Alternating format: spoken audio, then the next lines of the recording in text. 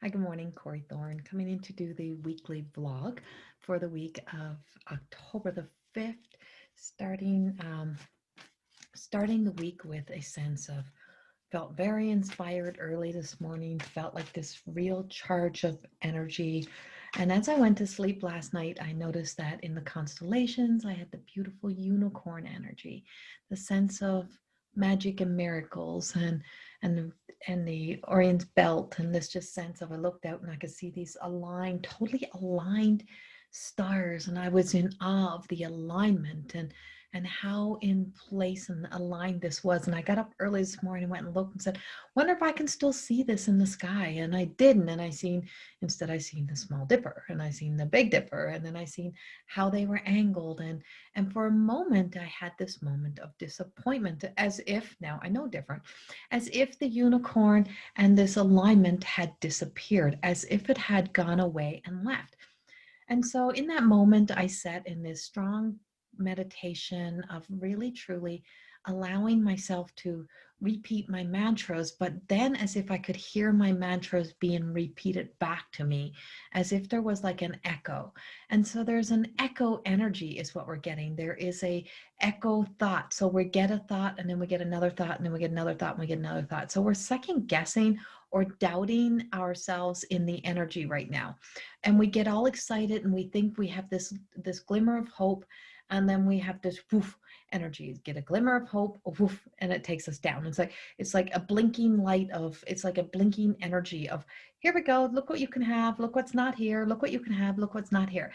And it's that constant kind of back and forth energy that started this morning. I'm like, what's opening, what energy is opening, what's transforming right now? And so what I come to the conclusion in my channel message was the sense that we are being given glimmers of light, glimmers of hope to hold on to during times of when we feel as if we are being challenged. So we're kind of coming out of the darkness, but not quite out of darkness. It's like we're coming out of the shadows. We're coming out of our shadowed energy. We're coming out of a time of, like, and I don't mean just us personally, I mean the world, I mean in general. So just so, like, if you've been following my YouTube and following the messages that I post there, and I mean really listening to the sudden channel messages, the full moon message that came out, and where they come from, and understanding that divine wisdom that comes through the channels who channel through me. And I have a deep-seated connection to, and it took me years to really recognize this, was I would have healers, or I would have um, psychologists who worked in this kind of work for years, or like life coaches, people who worked in the metaphysical spiritual realm world that have passed away. And they started, and I would get all these messages, and months later, my dog's looking at her reflection again. And so then I started finding and hearing and reading and things popping up that was like, hey, I was just downloaded with that like months ago. That's not new. That's old.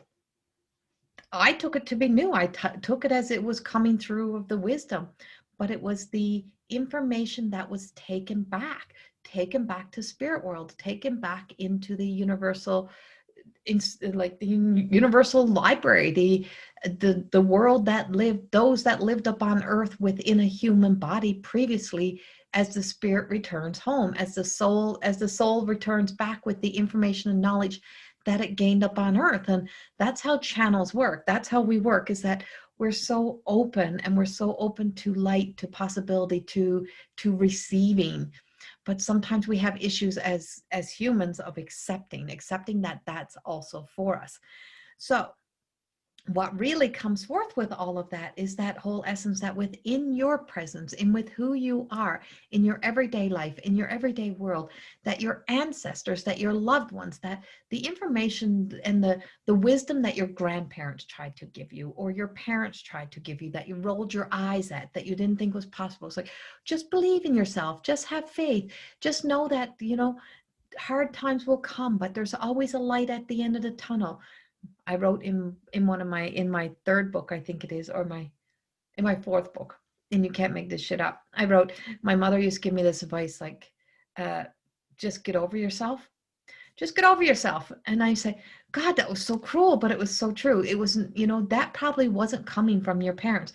That's probably coming from the universal energy of their soul self channeling through their human, of just giving you a message. But the mouths that it comes over, or the face that's reflecting back at you where you're receiving it, it makes it harder for you to connect to, because you're relating to the human who it's coming from. So when you look in the mirror at yourself and you're repeating the stuff to yourself, like, what are you doing? Why? It's like, it's so hard to be able to relate to yourself in a positive way, or a way of believing, or a way of holding faith. So when I channel through the Jesus energy, and people say, but we're looking at Corey, but it's that whole essence. I spend enough time in the presence of the divine, that Jesus was a healer who walked on earth. He was a human. So he was a human just like us. How he was perceived was through the eyes, the mouth, and the written words of somebody else. So was he any different than us? Except maybe a really good human who was a great humanitarian, who did the right thing for the right reasons, not to fluff his feathers, not for the fame and the glory. And so he believed there was a light at the end of the tunnel. He believed there was a better day. He believed there was something better. Same thing. You change that into Wiccan, or into anything else that we study and believe in. I believe in it all. I believe it all has a place within this world.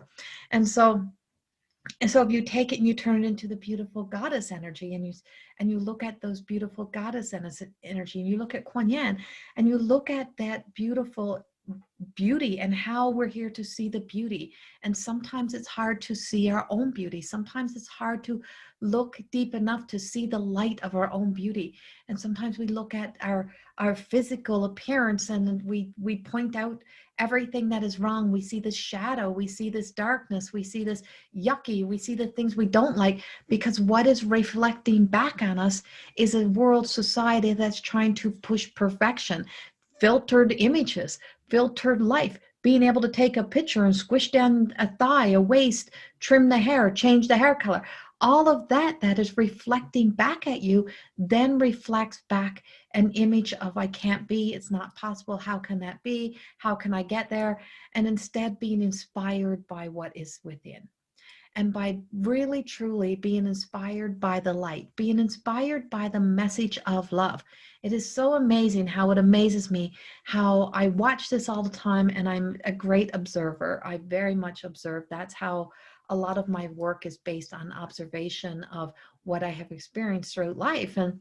And so when you look at, I get people really questioning my work based on that it's faith and love, but how easily you are so to be trapped into anything that's the thrill, excitement of fear, that it's like, well, but it's, I don't know if I believe that, but I'm trapped in it. And it's like, you get trapped in the fear story so easily, or you can truly get trapped in a negative. You can look in the mirror and you can call yourself everything in the world and pick out every single flaw.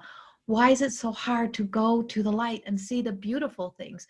Why is it so hard to believe in something? Because you don't have to have faith in something when you don't have the concrete evidence, like in faith. But in fear, you don't see it.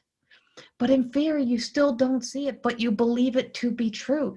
Or the past, it's like you're still afraid of somebody from the past, or what somebody has done to you in the past, and that person's not even present anymore.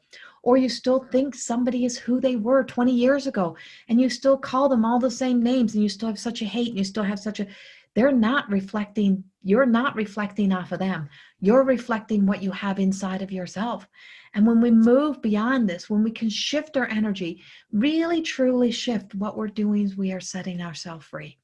That cost of that freedom, what is it costing you to stay trapped? What is it costing us as a world, as this world that we live in, to truly be caught up in the fact of wanting to blame everything on one person, or to blame everything on one government, one person, one friend, or one family member, or one organization? Really? Do you really think it was all caused by one moment in time? But do you know what is the one moment in time that can change everything for us? It is the moment of love. It is the moment of compassion, of kindness, of faith, of hope. And it's like pulling a string. We've become a puppet on a string to the fear, to the angst, to the anxiety.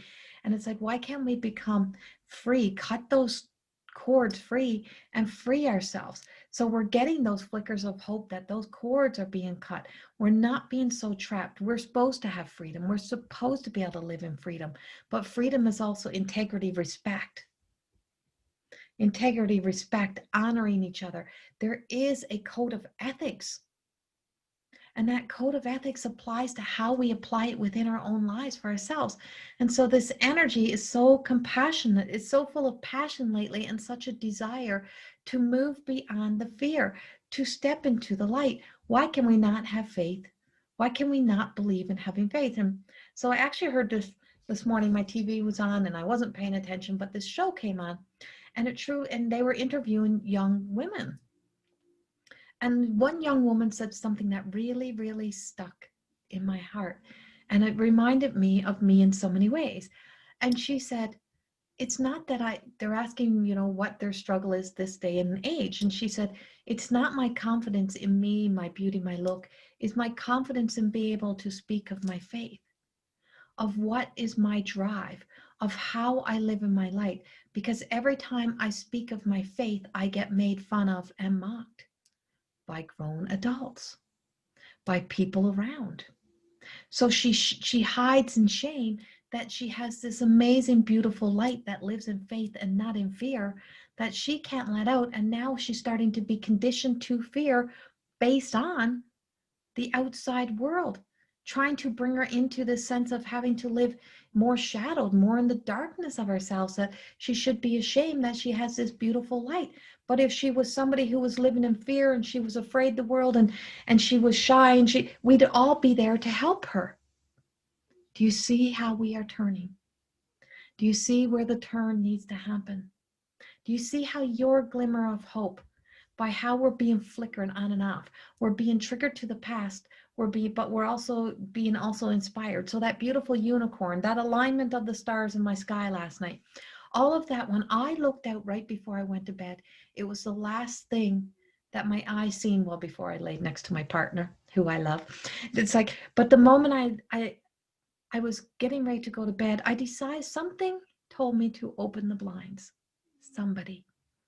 My guides, my channel told me to open the blinds and look out. I did. So then I went downstairs and I stood on the deck and I looked in awe of the constellation. And yes, I'm a bit of a nerd. Yes, I know the constellations in the sky. And so I could see this unicorn energy, magic and miracles. So the flicker back and forth is actually us being broke free, being broken out of that old sense of the old paradigms, the old energies, as we're shifting into that golden age and into that golden moments of recognizing that, in order for us to be able to really set ourselves free, that we have to recognize, what is it costing us to live trapped? What is it costing us to live in fear? What is it costing us to be so afraid of a world? What are we losing in this moment? What are we losing? How much of our freedom, how much of our self-worth, how much of our mental state are we losing by being confined, of living in fear, afraid of the inevitable that will happen to us all eventually, which is the end? We're afraid, we're being taught to be afraid again. We are conditioned to be afraid, and so we are being trapped in a storyline that is aligning to serve others, not serving us. And so the move forward, the shift is that there is a glimmer, there is an opportunity. We are coming, and it's the Hermit in reverse was the card, and that we are coming out of this darkness. We are shifting out of this energy. And if it's not those who are so-called thinking they're fully in charge, they are very outnumbered by the people who are making a choice in the light to say, you know what, it's not at war, it's not attack, but I have a mind of my own. And I want to use that mind of my own. I want to think for myself. You don't get to control my thoughts. It has been controlled and conditioned enough. just through our ancestors, just through their fear, just from the old stories that we have worked hard enough to use the inspiration. And so be inspired by the beautiful moments that were taught to you out of love, not the ones that were taught to you out of fear, the ones that were given to you as words of wisdom and advice that would inspire you to make a change within your own life, not the ones that cause you to live in fear. We are here to break free of that paradigm that we are under the thumb of somebody else. And I always say, I'm not somebody's guru. I'm not going to tell people how to live their lives. One of the greatest blessings that you have is free will. Please operate from the sense of your free will choice, but from a place of love, honoring, and respecting all other human beings. We all deserve that. We deserve that to be left with our dignity, and integrity is everything. And we leave the world in a better state of, like, if that shows our integrity, that we are as a human race, as a human being, and we start to be able to stop looking at our ships as sailing out, and we start to be able to see what is coming in for us, what is the healing, what is the energy, what is the light that is coming in for you. And so moving beyond your current situations and not feeling as if you're trapped and we can't start charging forward into a healthy future, because we are being really triggered back here. And it's like, and this is the Seven of Wands, where we're at the door, we're at our own door. We are protecting now what is within us, and that is our own light. And that's not with a fight, that's with a desire. That's when this urge of saying, I'm done hiding, I'm done being hidden away, I'm done believing that fear should have this much control. And we're truly setting ourselves free within here. So we're blinking back and forth right now. We have a blinker, so it's like that glimmer of hope. Step into that glimmer of hope and stay in it. And the moment you get into that glimmer of hope and into that glimmer of faith, watch and see what happens. Fated moments will take place. We all can't make it through for another 100 years. Not possible. But it is possible that we can grow and evolve as a world, as a coexisting world somehow. And it's just like this freedom. And so I want to read a little piece from my book, just as it was open when I came upstairs, and I started to chuckle because I finished reading here last night in the book club. There is a monthly book club for my book where I do spend time talking about bits and pieces of each chapter. So chapter 3, what is the cost of your freedom? Just when I thought I was at the end of the more than existing journey, I realized I had just begun. I want it to be free. I want it to be done. I had been so depleted and exhausted, and had become so very aware of my own decisions to find happiness and joy, and yes, at all cost. As much as I was experiencing it in the presence of my external life, in flickers and moments, it was also in my prayers and meditation. It was so far from my inner existence that I found myself begging to be set free, and aware that the cost of my freedom is not as that of so many. I received a humbling and awareness to what it means to pay the ultimate price as I spent a week during the American Thanksgiving in Reno, Nevada, and arrived at full awareness and understanding of the why of my trip. This humbling experience took me to a new phase in my heart. And yes, we all know the stories of the war and the soldiers you read about. But to actually sit with the soldiers, to be a part of something that only they would know as their eyes met, and the experience of standing in front of a Christmas tree dedicated to those who have paid the ultimate price, made writing this next section about me seem selfish. And so that part of the story, that part of the book really resonated with me with I sat down here. All of those who would go with a hope and a desire and an intention that they knew they were going to fight for freedom, for freedom. That was ultimately what those, and I remember my grandfather was a soldier. My daughter's grandfather, he fought in that Korean War. what it cost them, what it cost those soldiers, could not be repaid to them in what we could give them coming back. Or if they did get returned, some of them cost them their human life to do what they believed to be true freedom. If we are to set ourselves free, we are here to honor what it has cost us already in that desire to be free. We had freedom. We lived in freedom. And we are losing it because we are holding ourselves captive due to internal stories that we are getting trapped in, due to old beliefs that we believe to still be alive. Not saying we still don't have change to make, but where is that change need to happen? It is within us. So that starts with having hope and faith in ourselves, a flicker of hope, believing in magic and miracles, returning to the essence that you are a beautiful light. You are a beautiful energy. And we are here to be this beautiful change by being more kind, loving, compassionate, and by seeing the flickers of hope. Jump into that flicker of hope and get off of that fear. Trust, faith in you first. That's where this energy is taking us, to get back into alignment with your mind, body, soul connection, in knowing that there's always going to be a story. There's always going to be somebody, something that's going to be trying to manipulate the mind. And when we do that to ourselves, when we get caught in the image, the reflection of what we think is happening or what we truly want to believe, instead of seeing ourselves is blessed in our moment with an opportunity to create our own change, to be our own change, we are holding ourselves back. So as you move forward during this week, as you stand at your own door, protecting your inner light, standing at guard and saying, I'm going to bring my light to full fruition. We are at the 7 of Wands. We are at that pivotal pink of this curve that we get in. And that is truly when we start taking that hero's journey. The savior of you is you.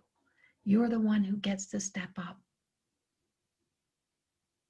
You're the one who gets to save the essence of you and to see the beauty within, and surround yourself with people who see the beauty, and allow that to be what's inspiring you and not to be so influenced by the fear. And then we have the 8 of Wands. We are charging in a new direction. We are moving forth. We are coming forth into a new time. Grounded, rooted in love. Grounded, rooted in love. And that's the direction of where I truly see this energy taking us. Much love. And I hope this week resonates with you in some way. Have a wonderful week. Bye-bye.